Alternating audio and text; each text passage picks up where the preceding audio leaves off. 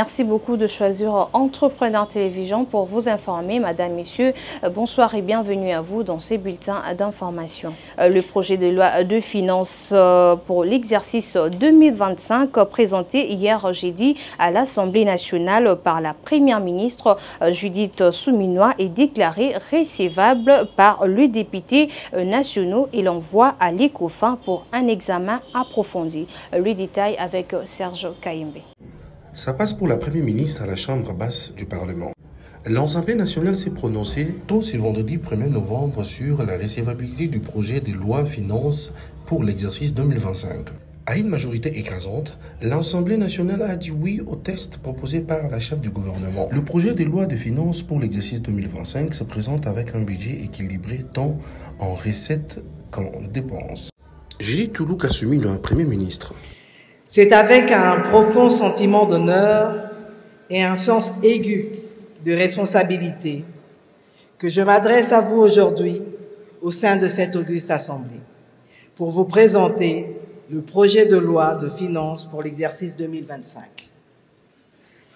Ce projet a été élaboré conformément à notre Constitution et à la loi numéro 11/011 du 13 juillet 2011 relative aux finances publiques telles que modifiées à ce jour. Ce moment marque une étape cruciale dans l'élaboration de notre cadre budgétaire national et témoigne de notre engagement collectif à bâtir un avenir prospère pour la République démocratique du Congo. Le projet de loi de finances que j'ai l'honneur de vous soumettre s'inscrit dans le cadre de la mise en œuvre de notre programme d'action du gouvernement, qui s'arrime à la vision du président de la République, son Excellence Monsieur Félix-Antoine Tshisekedi, à qui j'adresse mes hommages les plus déférents. Cette vision, qui, comme vous le savez, a été traduite par le chef de l'État en engagement devant le peuple congolais lors de son discours d'investiture du 20 janvier 2024. Il est essentiel de rappeler que le programme d'action du gouvernement. Le vice-premier ministre, ministre de la fonction publique Jean-Pierre Liaou a échangé avec une délégation de élus du Sankuru ce mercredi 30 octobre 2024 dans son cabinet des travail. Les élus du Sankuru ont remercié et félicité le ministre de la fonction publique et sur les avancées enregistrées au sein de l'institution et sont satisfaits du plan du redressement de l'administration au public. On les écoute. Après la réunion avec les présidents du caucus, aujourd'hui le VPM a souhaité rencontrer le caucus du Sankuru pour échanger avec nous sur la situation spécifique du Sankuru. Mais avant cela, il nous a présenté toutes les réformes réalisées au niveau du ministère. Il nous a, après ça, brossé un peu la situation du Sankuru. Nous avons salué le travail fait à la tête de ce ministère, la modernisation de la fonction publique, et nous avons promis de l'accompagner dans ce travail. L'accompagner, il a demandé un accompagnement pour vulgariser tout ce qui est fait ici au niveau de notre population. Pour le Sankuru en particulier, vous savez que le Sankuru fait partie de ces provinces qui n'ont pas encore connu l'identification des fonctionnaires. Il nous a expliqué le pourquoi et nous a promis que d'ici le 11 novembre, le processus va démarrer au niveau du Sankuru. L'identification des fonctionnaires, la certification des fonctionnaires et après va suivre tout ce qui est mécanisation et paye.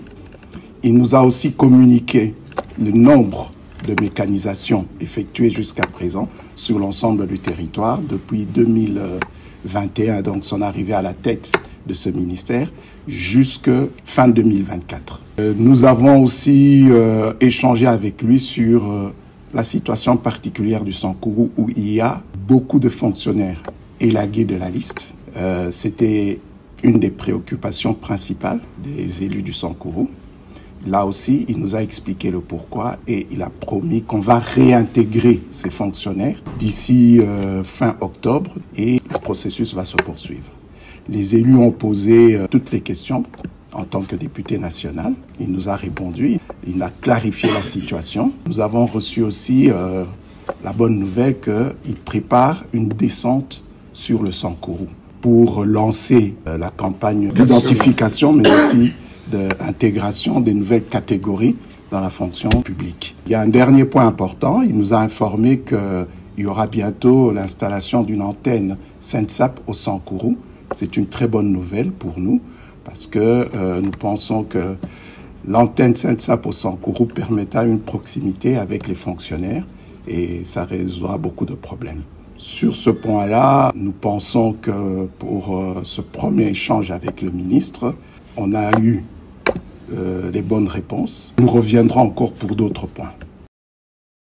Le ministre de Finances Doudou Fouamba, à son tour, a échangé avec la délégation de l'équipe du Fonds monétaire international. C'est jeudi 31 octobre 2024. Ces échanges sont dans le cadre de deux nouveaux programmes axés sur la facilité élargie de crédit, de résilience et de durabilité. Ils interviennent 4 jours après les assemblées du groupe de la Banque mondiale et du Fonds monétaire international.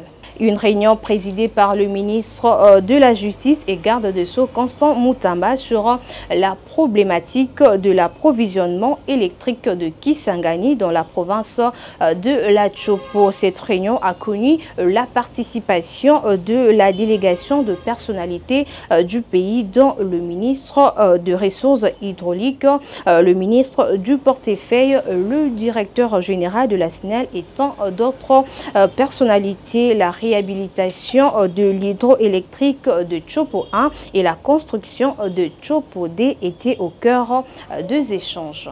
Relativement à la lutte contre le banditisme urbain et phénomène dit Koulouna, le ministre d'État, ministre de la Justice et garde de Sceaux, sur instruction du chef de l'État, informe l'opinion publique que les juridictions militaires et civiles lancent l'organisation des audiences foraines pour juger et réprimer toute personne qui se livre à ces actes criminels. Lutte contre le cancer du sang, la Ligue de femmes du parti politique Agissons pour la République, AREP en sigle, conscientise les femmes et les jeunes filles sur les dépistages précoces de la dite maladie au travers d'une conférence organisée ce jeudi 31 octobre 2024 au sein du parti par l'exécutif national en charge de l'hygiène et prévention de maladies liées au genre par Madame Adèle Youla. Serge nous revient une fois de plus pour les commentaires.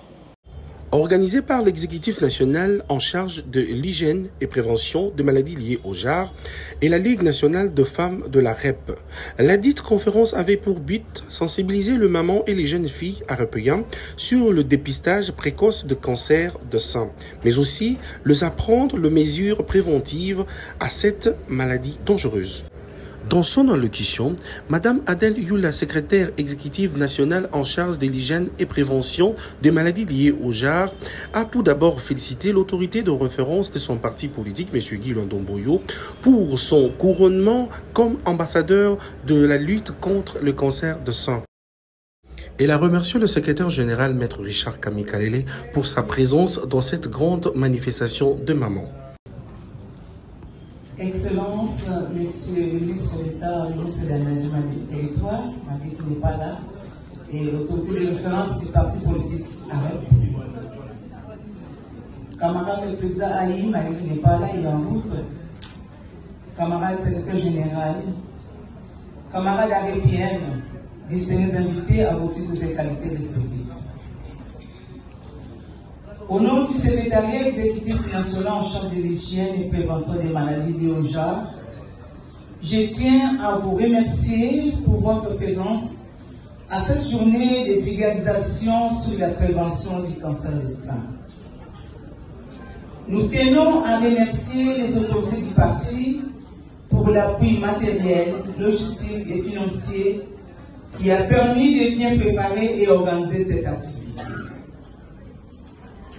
Le cancer du sein reste un problème de santé publique dans le monde en général, et dans notre pays en particulier. Face à ce fléau, la prévention est l'outil de lutte le plus efficace, surtout dans notre contexte à ressources limitées. Nous espérons que cette activité va contribuer à renforcer les connaissances des femmes AREP sur les méthodes efficaces de prévention du cancer du sein.